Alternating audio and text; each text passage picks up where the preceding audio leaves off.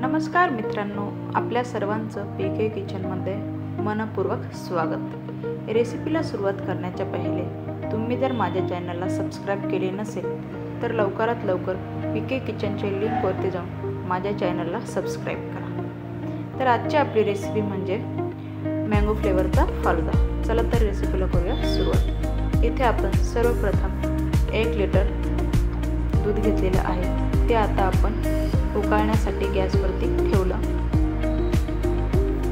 इथे आपण moms choice या कंपनीचा फालुदा पॅकेट घेतलेला आहे, ते आता आपण कट करून घ्या आणि त्याच्यानंतर दुधाला चांगली एक कडक अशी उकळी काढून घेऊया। इथे दूध उकळायला सुरुवात झालेली आहे, कडांना थोडे थोडेसे बॉल्स यायला सुरुवात झाली, याचा अर्थ दूध उकळायला सुरुवात झालेली आहे।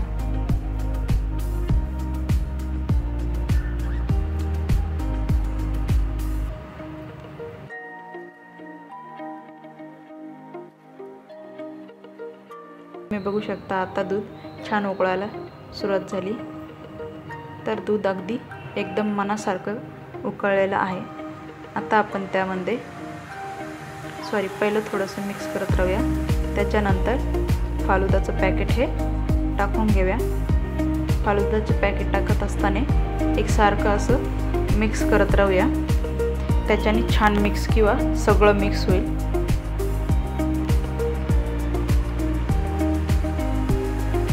इथे बघा मी एकसारखं असं मिक्स करत आहे।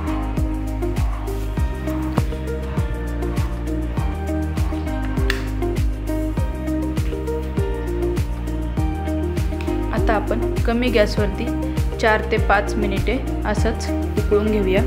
फालुदाचं पॅकेट टाकल्यानंतर आपण एकसारखं असं 4 ते 5 मिनिटे उकळत राहूया किंवा उकळून घेऊया।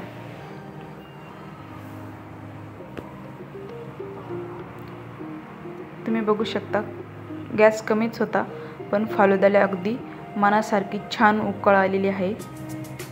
छान उकळल्यानंतर त्याला घट्टपणा पण आलेला आहे। तुम्ही बघू शकता थोडासा घट्ट व्हायला सुरुवात झालेली आहे। फालुदा छान उकळला की आपण आता लगेचच काय करूया, गॅस बंद करून घेऊया।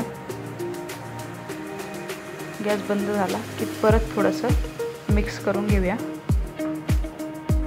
म्हणजे काय होईल ते खाली चिकटणार वगैरे नाही। आता आपण गॅसवरतून एका बाजूला काढून घेऊया। बाजूला काढल्यानंतर इथे आपण अर्धा तास थंड करून घेऊया, त्याच्यानंतर फ्रीजमध्ये ठेवूया। इथे मी फ्रीजमध्ये ठेवल्यानंतर 1 ते 1.5 तास ठेवलं, त्याच्यानंतर बाहेर काढून घेतलं। आता इथे आपण याच्यासाठी व्हॅनिला आईस्क्रीम घेतली। आईस्क्रीम नसली तरी चालेल। आता सगळ्यात पहिले आपण ग्लासमध्ये आईस्क्रीम काढून घेतली। तुम्ही तुमच्या आवडीनुसार कोणतीही आईस्क्रीम वापरली तरी चालेल। इथे मी व्हॅनिला आईस्क्रीम घेतली। आता आपण त्याच्यामध्ये फालुदा हा काढून घेऊया। तुम्ही फालुदाची रेसिपी कशी करता हे मला कमेंट बॉक्समध्ये नक्की कळवा, आणि हो माझी रेसिपी कशी वाटली हेही मला कमेंट बॉक्समध्ये नक्की सांगा। परत आपण थोडीशी आईस्क्रीम घालून घेतली, परत थोडासा वरतून फालुदा घातला।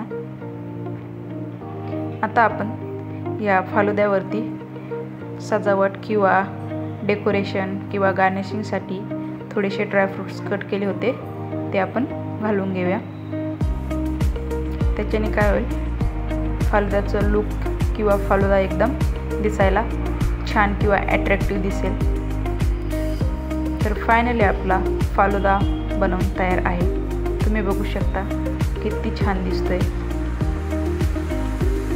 तुम्ही पण ही रेसिपी घरी नक्की ट्राय करून बघा, आणि हो आवडल्यास मला कमेंट करायला विसरू नका। अशाच नवनवीन व्हिडिओ बघण्यासाठी माझ्या चॅनलला लाईक करा, शेअर करा, सबस्क्राईब करायला विसरू नका, आणि हो माझ्या इन्स्टा ID पण फॉलो करा। चला तर मग भेटूया एका अशाच नवीन रेसिपीसोबत। तोपर्यंत धन्यवाद।